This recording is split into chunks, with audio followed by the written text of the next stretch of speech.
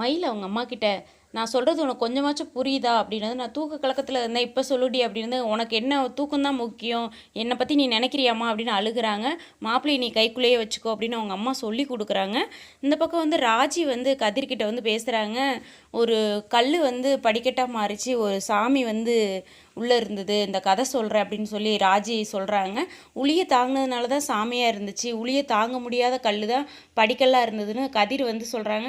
இந்த கதையை எதுக்கு என்கிட்ட சொல்கிற அப்படின்னதும் ராஜி இரு சொல்கிறேன் அப்படின்னு சொல்லி பொறுமையாக கதையை வந்து சொல்லிவிட்டு, உளி தாங்கின கல் மட்டும்தான் சாமியாக நம்ம கையெடுத்து கும்பிட்றோம், தாங்காத கல் படிக்கட்டில் நம்ம மிதித்து போகிறோம், இப்படித்தான் நீயும் உங்கள் அப்பா கிட்ட நீ அடி வாங்கும்போது நீ கண்டிப்பாக மேலே வருவ அப்படின்னு சொல்லி கதிர்கிட்ட ராஜி சொல்கிறாங்க.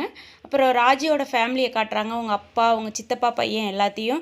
அப்போ வந்து அவங்க சித்தப்பா சொல்கிறாரு, நம்ம தம்பிக்கு வந்து கல்யாணம் பண்ணுறதுக்கு ஏற்பாடு பண்ணணும் அப்படின்னு. நானும் இதைத்தான் பற்றி பேசிகிட்டு இருக்கிறேன் அப்படின்னு அவங்க ராஜியோட அப்பா வந்து ரொம்ப சந்தோஷமாக சொல்லுவார். சீக்கிரமாக நம்ம பையனுக்கு வந்து கல்யாணம் பண்ணோன்னே அப்படின்லாம் பேசுகிறாங்க. அப்போ வந்து அவங்க பாட்டி எல்லாருமே சந்தோஷப்படுறாங்க. ரொம்ப நாள் ஆயிடுச்சு இந்த வீட்டில் இவ்வளோ சந்தோஷமாக இருந்து, உட்கார்றா அப்படின்னு சொல்லிட்டு ஃபேமிலியாக உட்காந்து கல்யாணம் பண்ணுறதை பற்றி பேசுகிறாங்க. சீக்கிரமாக பையனுக்கு கல்யாணம் பண்ணணும், இன்றைக்கே நல்லாயிருக்கு, பொண்ணு பார்க்க போகலாம் அப்படின்னு பேசுகிறாங்க.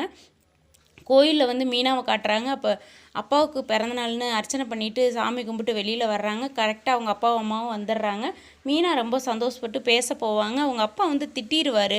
உடனே வேகமாக கண்ணு கலங்கிட்டு நிற்பாங்க. அம்மா பேச வருவாங்க, அப்பா பேச விட மாட்டார். மீனாவுக்கு ரொம்ப வருத்தம்.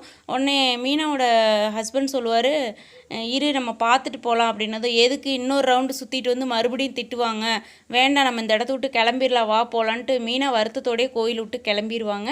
அப்புறம் வந்து தண்ணி குடிக்கிறதுக்கு வேகமாக தங்கமயில் வருவாங்க. ரொம்ப ஏற்கனவே கணவர்கிட்ட கோபமாக இருந்தவங்க தண்ணி குடிக்க வந்துட்டு, அத்தை உங்களுக்கு ஏதாவது நான் உதவி செய்யட்டுமா அப்படின்னதும், தலைவலி எப்படிமா இருக்குது அப்படின்னதும், இப்போ பரவாயில்லைங்க அத்தை அப்படின்னதும், சரி போய் கொஞ்சம் ரெஸ்ட் எடு அப்படிங்கிறாங்க. அப்போவும் வந்து தங்கமயில் வந்து மெதுவாக சரிங்கத்தை அப்படின்ட்டு மெதுவாக கிளம்பிட்டு போகிறாங்க உள்ளே. போயிட்டு இன்றைக்கி நான் சாப்பாடு அவருக்கு எடுத்துகிட்டு போக மாட்டேன் அப்படின்னு டென்ஷனில் வந்து, அத்தை நான் இன்றைக்கி நான் அவருக்கு சாப்பாடு கொண்டு போகலை அப்படின்னதும், சரிம்மா அப்படிமா. அத்தை நான் இன்றைக்கி சாப்பாடு கொண்டு போகலைன்னு சொல்கிறேன் அப்படின்னது, சரிம்மா பரவாயில்ல அப்படிங்கிறாங்க. நான் சொல்கிறது உங்களுக்கு புரியுதாங்க அத்தை அப்படின்னதும், புரியுது, நீ சாப்பாடு எடுத்துகிட்டு போகல, இதுக்கு என்ன பரவாயில்ல, நீ உடம்ப பார்த்துக்கோ, போய் ரெஸ்ட் எடு அப்படின்னு சொன்னதும் தங்கமயிலுக்கு ரொம்ப வருத்தமாக இருக்குது.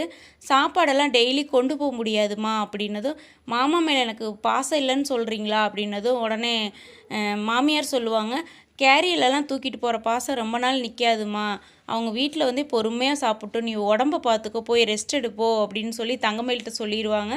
தங்கமயில் ரொம்ப வருத்தத்தோடு, இப்படி பேசிட்டாங்களே அப்படின்ட்டு வேகமாக அமைதியாக போய் ரூமில் உட்காந்துக்குவாங்க. நிரோசா சிரிச்சுக்கிட்டே அமைதியாக இருந்துருவாங்க. அப்புறம் வந்து தங்கமயிலோட வீட்டுக்கார் வந்து தங்கமயிலையே இன்னும் சாப்பாடு கொண்டு வரலன்னு யோசிச்சுக்கிட்டே இருக்கிறாரு. சரி ஃபோன் பண்ணி பார்ப்போம் அப்படின்னு ஃபோன் பண்ண போகிறாரு. இப்படி தாங்க ப்ரமோ போட்டிருக்காங்க. இன்றைக்கி எபிசோடு